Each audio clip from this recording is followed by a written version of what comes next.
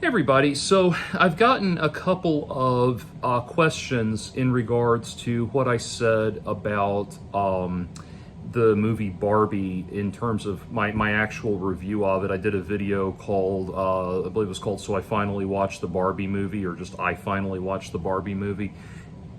And what I ultimately came away with, like briefly, like I said in the original thing, the original video, I was kind of perplexed by the Barbie movie because I really did appreciate how well made it was, like how well put together it was, and that I saw all of the visual homages to Alejandro Jodorowsky and Jacques Tati and Stanley Kubrick and all of that.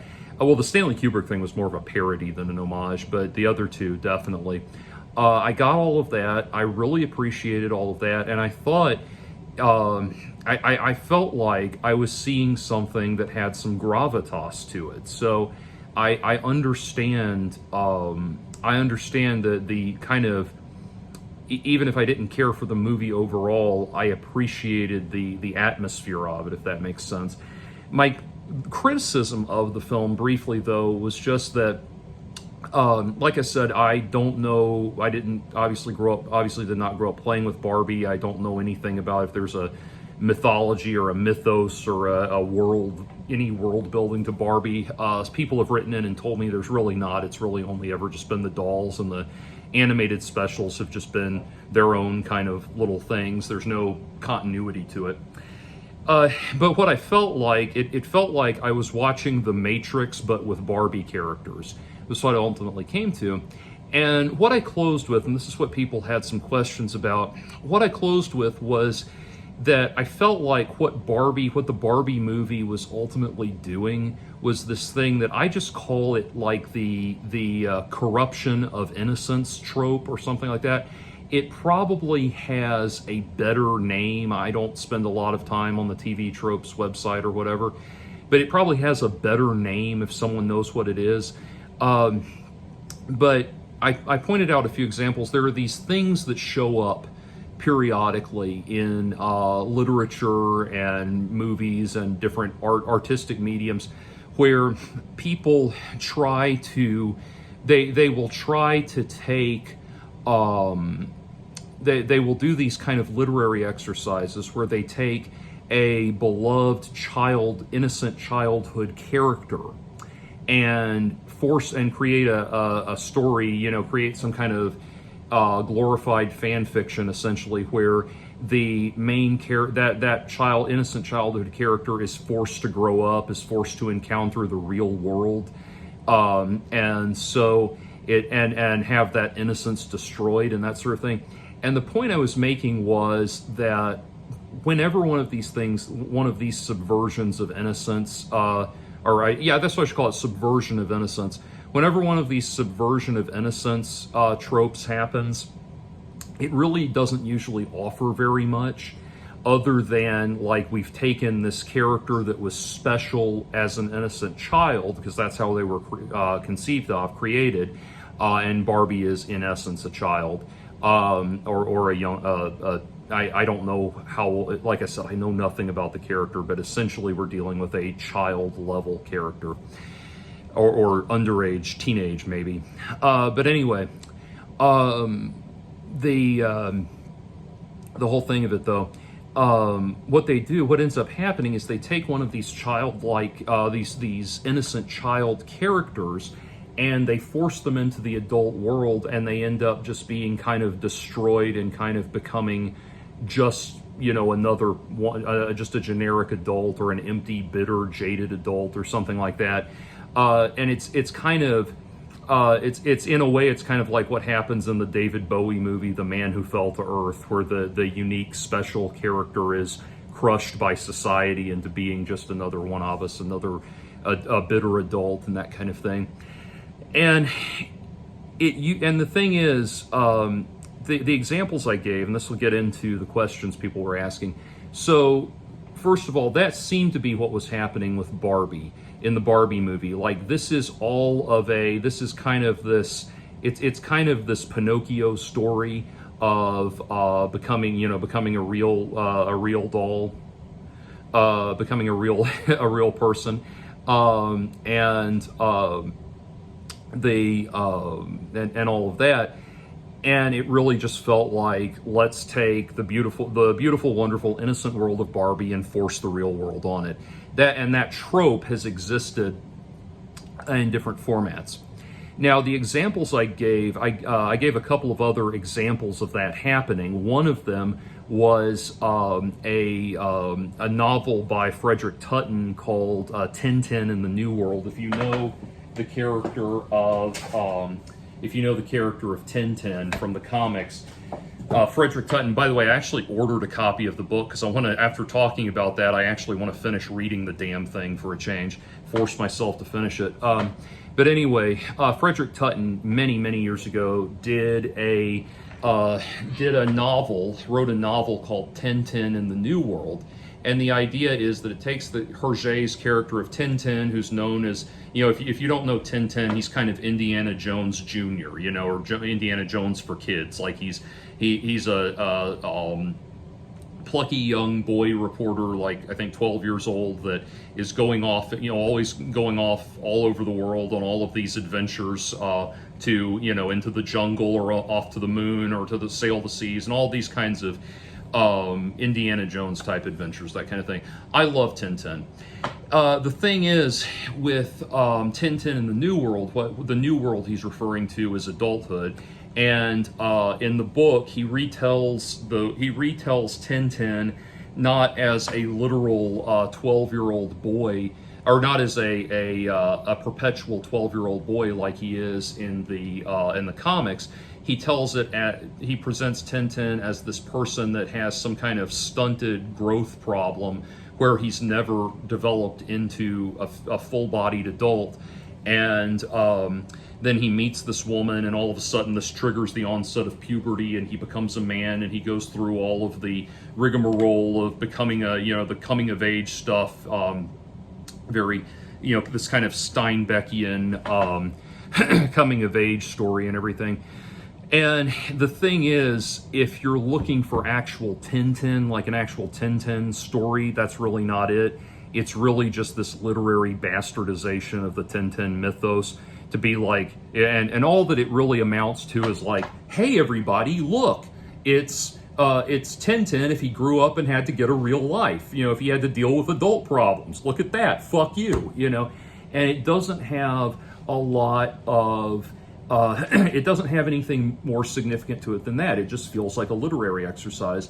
A similar example I gave was a stage play called Dog Sees God, which is a stage play about the Peanuts characters as the cast of Peanuts as degenerate teenagers. And so it's almost like, and it wants to be like, it wants desperately to, or you can tell by reading it, it aspires to be something like something like the movie Kids or Requiem for a Dream or something like that, but with Peanuts characters. And the problem is, it just never feels like more than the sum total of its parts. And it's like, yeah, okay, here's what Charlie Brown would be like as a teenager. Here's what Schroeder would be like, and Linus, and all of this. And here they are dealing with these dark, serious problems and everything. The story begins after Snoopy has been put down because he contracted rabies, and I believe devoured Woodstock. So it's just trying, and it's just this kind of awful theater of the macabre where it's like, we're just gonna take these beloved characters that were part of your childhood and say fuck you for 2 hours. We're going to just destroy them and put them through the ringer of real life problems. And don't you feel real nice and depressed now because your beloved characters have been fucked over with adult life, with real world problems and everything. And by the way, you can actually, if you want to see God Sees Dog, there are actually all these different like college and high school drama groups, drama teams, theater teams, performances of it on YouTube. Just look it up. There's a whole bunch of them. But ultimately what happens, moderate spoiler, I guess. Ultimately, what happens in God Sees Dog is that Charlie Brown finally gets a letter in the mail from his pen pal that he's been writing to. The pen pal signs his initials CS, which is obviously Charles Schultz, and it's revealed in that letter that Snoopy and Woodstock are now in heaven, and they're living with Charles Schultz. If I remember correctly, I think Schroeder offs himself or something like that, and he moves in. He moves in next door to Charles Schultz, so he's in heaven with Charles Schultz now too, and all of that. And again, it's one of those things where it just doesn't really offer anything other than, yeah, we're gonna fuck over all of your favorite childhood characters. There you go. So anyway, that was my point, and that's what I felt like was going on with the Barbie movie. It's just, here's your toy, now it's a grown woman. There you go. You're welcome. And so that was my point, that this kind of literary exercise emerges periodically. Somebody will periodically say, will periodically say, hey, why don't we try this? And, before you know it, little Abner has liver cancer or something like that, And so a few people were writing in, and I think people are not understanding what it is that I have a problem with about that trope, or about the subversive element of that. One person wrote in saying, well, if you don't like subversion in stories, why, what you said that, I had pointed out in a recent video, I had said that Clara and the Sun by Kazuo Ishiguro, also, well, Clara and the Sun and Never Let Me Go by Kazuo Ishiguro were two of my new favorite books of all time, and I was just overwhelmed by how good they were and everything. And I pointed out that Kazuo Ishiguro subverts our expectations because he writes about characters that are usually servants or slaves of some kind that don't try to rebel against their masters or their overlords or the society that entraps them, that kind of thing. I was talking about Handmaid's Tale in my video last night, and that is about Offred, a woman who does rebel against her situation and escape and all of that. And that's the narrative that we normally expect in a story. We as an American audience normally expect is something like that. And I've heard said that, like, when people study Kazuo Ishiguro in places like Japan, where a life of service and kind of self-sacrifice for the greater good and all that is very much the societal norm, though those narratives don't seem subversive at all. They understand them to be very direct narratives. So anyway, the thing with that is, that's not, I think you're misunderstanding the point. I'm not opposed to subverting expectations for the sake of doing it. I mean, for the sake of doing something of quality, of creating quality literature. If you've got a new perspective to add, that's one thing. What I have a problem with is the people who invoke this thing of make children be, make child characters grow up really fast and suffer for no good reason other than just kind of putting them through the ringer, turning them into like a Dickensian victim characters and that sort of thing. And I have a problem with that because it's subversion for its own sake. It's these pretentious creators, pretentious writers, pretentious playwrights and novelists and everything that are so in love with the smell of their own farts that they think that they've hit on something really brilliant, and it's just a pointless literary exercise. That's what I have a problem with. That's not when we talk about subversion. When I say literary subversion, that's a literary concept, subverting expectations, subverting a concept, taking the expected and going in an unexpected direction with it. That's not what I have a problem with. And in the case of the books, the Kazuo Ishiguro books, it's not like he's taking. He's not subverting our expectations per se. It's not like it, imagine if we took took a book like I'll give you better, like we're talking about slaves who fall in line and what is their thought process and everything.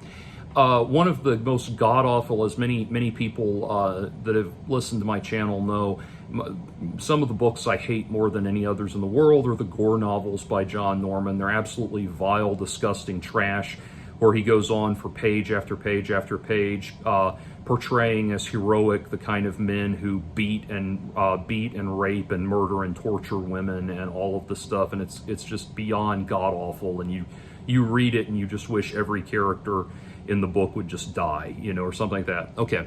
Well, a few of the gore novels are told from the perspective of women who are slaves, who they get enslaved on gore and they don't want to be enslaved, and they try to escape and give up and decide they like it better, and they decide they like being slaves better. That is literary subversion or that's actual subversion of our expectations. That would be, you're taking the character that's trying to break free and is wanting to break free and is naturally gaining our sympathy as the underdog against impossible odds, failing to overcome those odds and submitting to them. That is subversion of expectations. That's not what's going on with Kazuo Ishiguro. Kazuo Ishiguro is just writing about the kind of characters we don't normally focus on. Arguably, one of his most famous novels is The Remains of the Day, which is about a butler. And yes, it was made into the movie with Anthony Hopkins. It's about a butler. It focuses on the life of a butler. Butlers are just not normally the people we focus on. And so that's what he's interested. He's just interested in the stories of like servants and house cleaners, and in the case of Clara and the Sun, an android that's there to do help out the family around the house and everything. He's just interested in these characters we don't normally focus on. He's not shifting or distorting or subverting our expectations. It's not like John Norman, where he writes a book like Slave Girl of Gore or something like that, where or is it Captive of Gore is the one that I read. I've read about 5 or 6 of the Gore novels, and I read one of the ones that was from the point of view of a female slave. But anyway, I want to say it was Captive of Gore that I read. But anyway, in that book, he knows he's consciously setting us up to root for this woman to be, this poor woman to try to rise up against her abusers and her captors and her rapists and all of this, only to fail and be conquered and decide that she likes being conquered. And his goal in doing that is because he just got such tremendous, he got really bad blowback from feminists after like the first 2 or 3 books. So like the next 40 books in the series have just been him saying fuck you to all of the feminists that enraged him before. He's just at the cost of what could have been a promising science fiction series. But anyway, so that would be that kind of empty literary subversion that I'm talking about. Anyway, hopefully that clarifies the difference. I'm talking about something specific that people come up with that accomplishes nothing, versus just Kazuo Ishiguro is just writing about people we don't normally focus on. That's all. And then to the next question, somebody just wrote in and asked me, said, well, pointed out that in the past I've said that I liked the Christopher Nolan Batman movies and all of the dark, all of the darker, more modern Batman takes and everything. All of them except, and I've liked all of them except The Batman, which it was just so fucking slow. Just went on and on and on. But anyway, Batman originally started out as a kid's comic book character and has gotten darker over time, and why don't I have a problem with that? Okay, again, like I said, It's a specific thing. Batman is not meant to carry, even though Batman was originally targeted at children, he was never meant to carry with him an element of childhood innocence. He's not supposed to embody perpetual childhood innocence. It's kind of like if you look at, if you think about, he's not a Peter Pan character, basically. And so if you look at, for example, Calvin and Hobbes, a great deal of Calvin and Hobbes fan art deals with people speculating on what Calvin would be like as an adult. That's kind of what we're talking about here. Calvin is supposed to, by his nature, be symbolic of the free-spirited creativity and innocence and joy and boundless joy of being a child and that sort of thing. It's taking those characters, which we all love those characters because we all yearn to be at that age again, and we love those characters. They mean a lot to us, and these various assholes just feel like they need to come along and kick us in the balls periodically, and make our beloved characters suffer. Batman, on the other hand, while he started out as being a character that was initially enjoyed by kids, his evolution into this much darker and more sinister character in a very dark and disturbing world is something that came about very naturally, and it was an evolution of the character. Because, you know, what happened is, yes, generation after generation of Batman readers read Batman comics, and then they watched the Adam West show, which was essentially a comedy, and they watched all of those, they took all of that in, and then they grew out of it, and they moved on with their lives. And what really got, Batman the character for a long time was,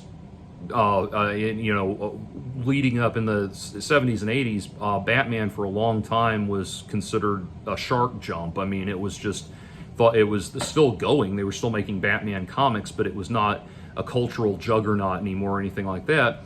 And Alan Moore resurrected Batman with Batman the Killing Joke, and that's what brought back the graphic novel Batman the Killing Joke, and that's what brought back a public interest in Batman as a much darker, more serious character, and that's where the character really started developing. That's where the relationship between Batman and the Joker really started developing, and all of that, and all of these things started happening. What you have to understand is Batman already, even in those early comics, already occupied a world that would allow him to do that.